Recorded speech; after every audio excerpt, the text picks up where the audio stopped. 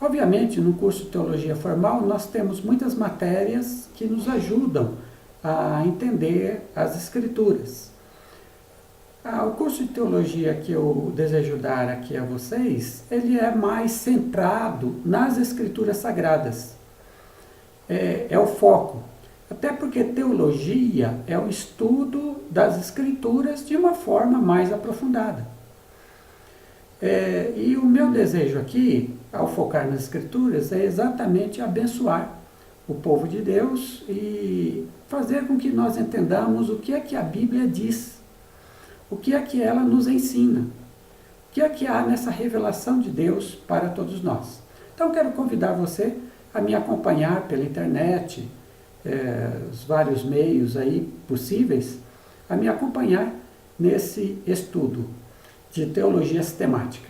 Eu vou começar com uma parte da teologia que se chama Cristologia, que é o estudo de Cristo. Cristo, Jesus, logia, estudo. Então, Cristologia, estudo de Cristo.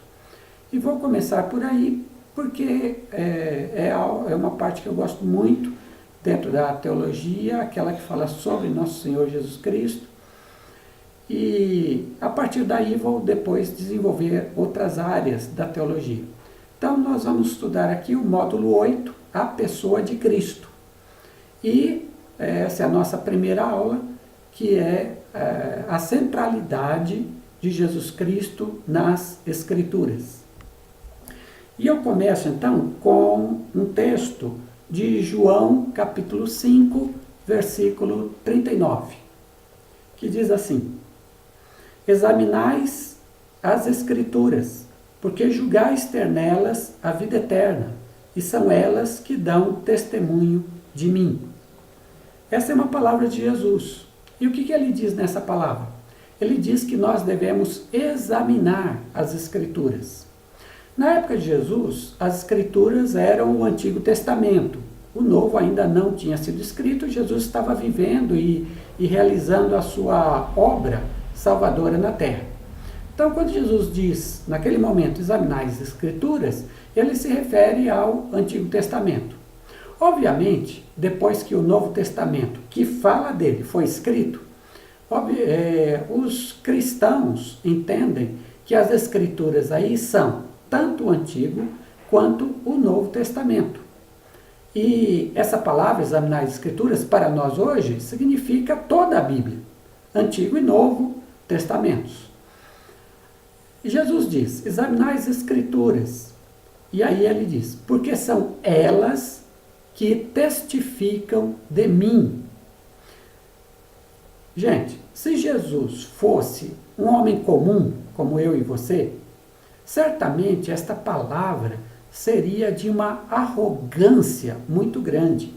Como é que um homem comum, um simples homem, diz que as Escrituras que Deus deu a seu povo Israel falam dele? Mas, se Jesus é o Deus homem, enviado pelo Pai para nos salvar, então, estas palavras são verdadeiras. Estas palavras são corretas. E nós devemos realmente examinar as Escrituras para ver se elas de fato testificam de Jesus.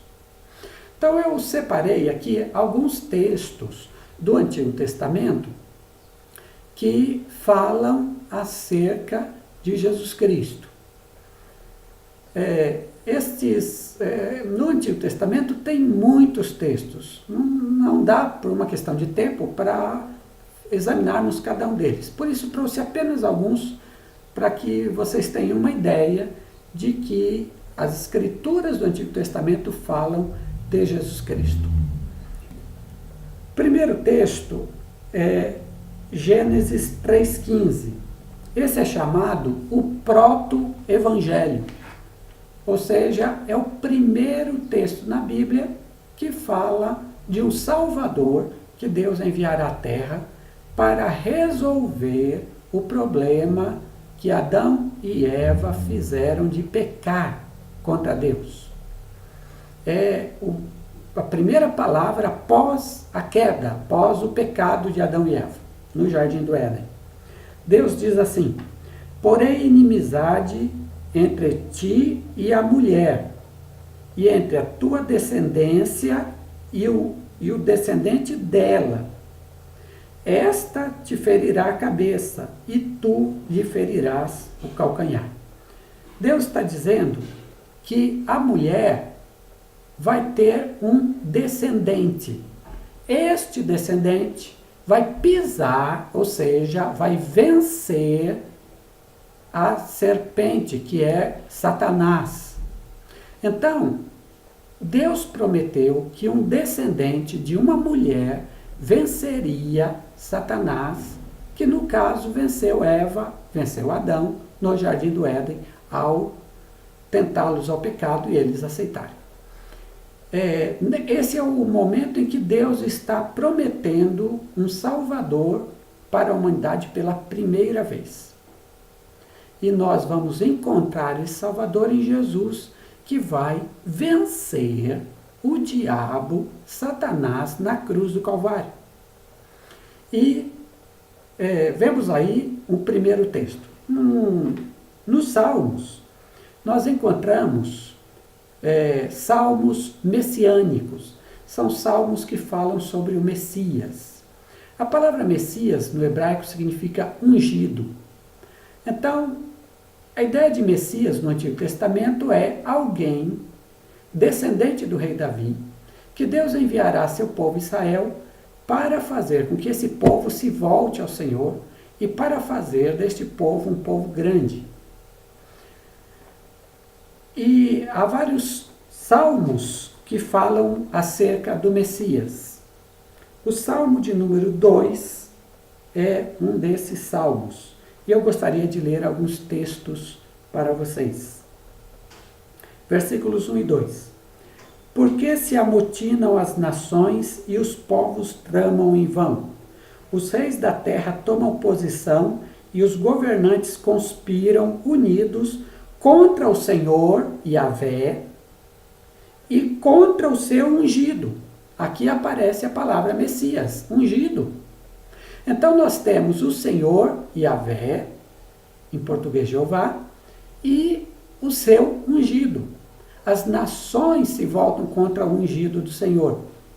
Então, este ungido está bem próximo de Deus, porque as nações se voltam contra Yahvé e este ungido, e este Messias.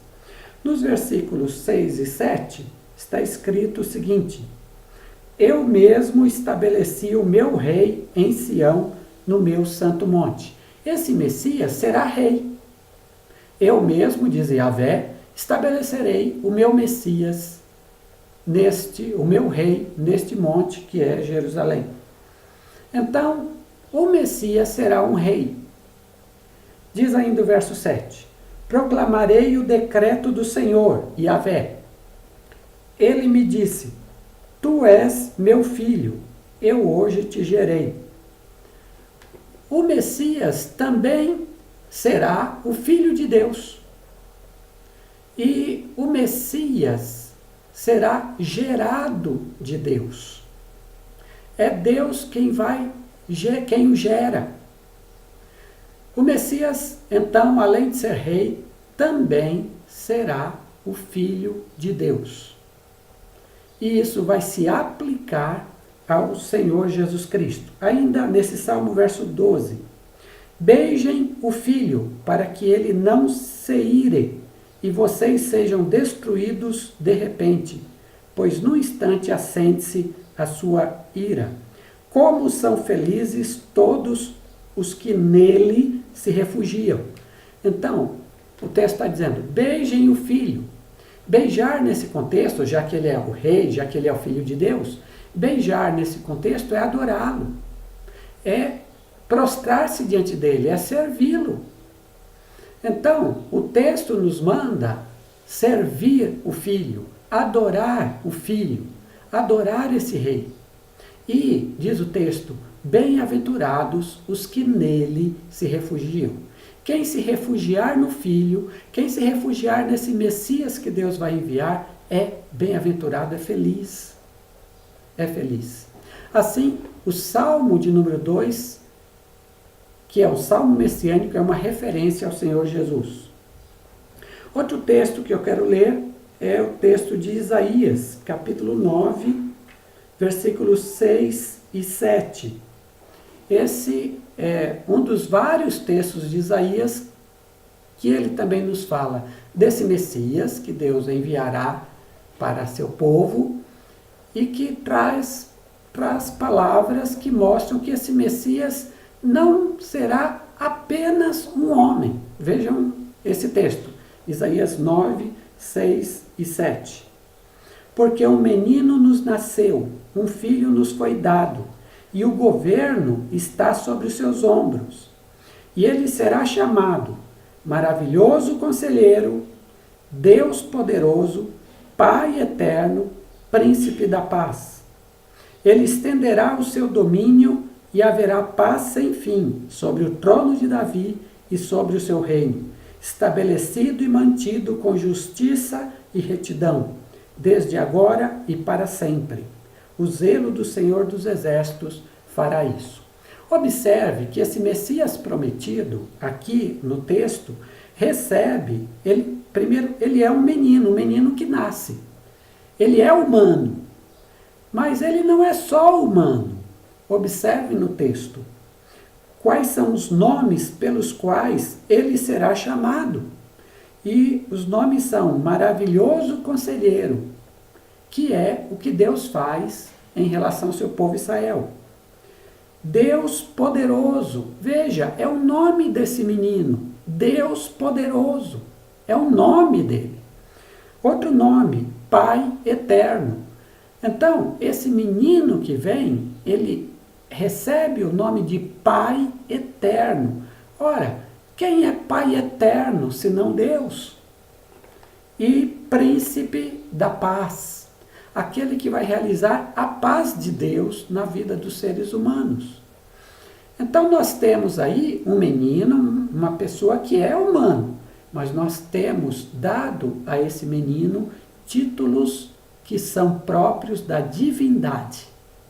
E esse texto se refere claramente ao nosso Senhor Jesus Cristo.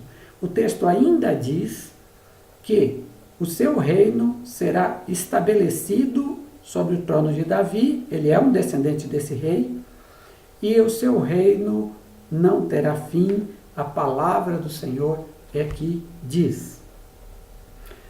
Um outro texto de um outro profeta é Miqueias, capítulo de número 5, versículo 2, que diz assim: Mas tu, Belém Efrata, posto que pequena para estar entre os milhares de Judá, de ti é que me sairá aquele que há de reinar em Israel, e cujas saídas são desde os tempos antigos, desde os dias da eternidade. Observe o que o profeta Miqueias está dizendo sobre este Messias. Primeiro, que ele vai nascer em Belém Efrata, uma das cidades de Judá. Ele é humano, ele nasce em Belém. E você sabe que Jesus nasceu em Belém. Mas, em segundo lugar, está dizendo que, acerca deste Messias, as suas saídas são desde os tempos antigos, desde os dias da eternidade. Então, veja, ele nasce em Belém, ele é humano, mas ele também, sua existência é desde a eternidade. Ele é Deus. Ele é Deus que vem e se torna homem. É por isso que Jesus disse: as Escrituras dão testemunho de mim. Jesus, que é o Deus homem. Portanto, examinar a Bíblia é necessário para entendermos quem é Jesus Cristo. E agora eu quero ler um texto do Novo Testamento, que fala acerca do Senhor Jesus. É o texto quando o anjo anuncia a José que ele deve receber Maria, que já está grávida, como sua esposa, e que deve dar-lhe um nome. Então observe, esse texto encontra-se em Mateus, capítulo 1, versículos 20 a 23. Mateus 1, 20. Mas, depois de ter pensado nisso, no caso de José, apareceu-lhe um anjo do Senhor em sonho e disse: José, filho de Davi, veja, ele é descendente do rei Davi. José, filho de Davi, não tema receber Maria como sua esposa, pois o que nela foi gerado procede do Espírito Santo. Então, o anjo está dizendo a José que o filho que Maria está gestando foi gerado pelo Espírito Santo. Jesus não nasceu da conjunção de homem com mulher.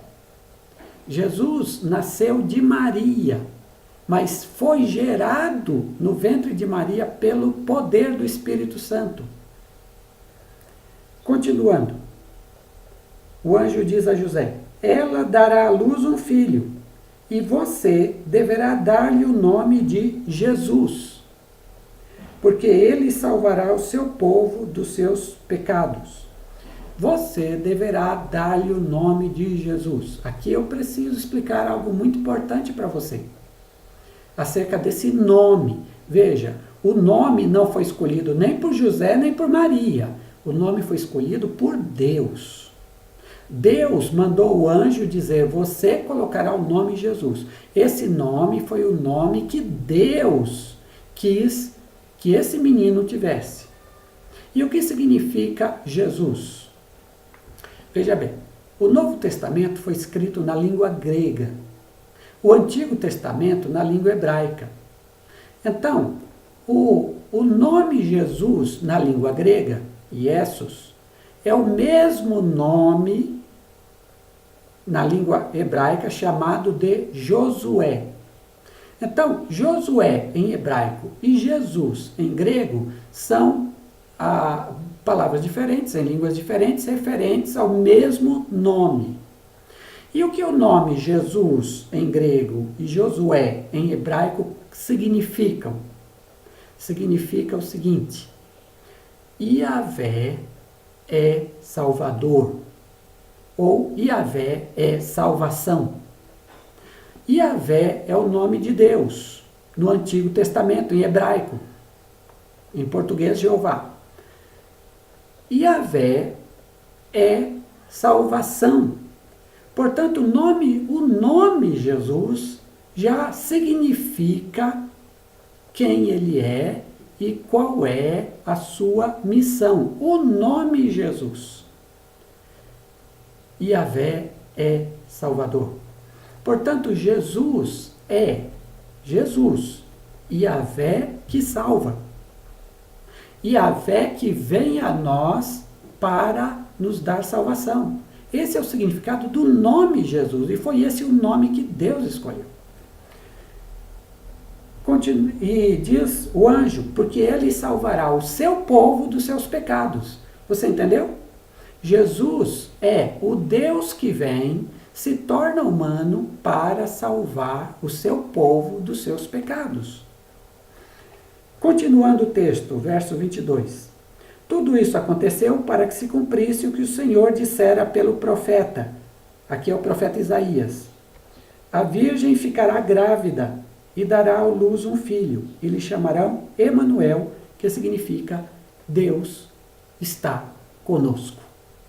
Então, o nome desse menino também é Emanuel, Deus conosco. Você entende porque Jesus diz que as Escrituras testemunham dele, de quem ele é? Isso é verdade.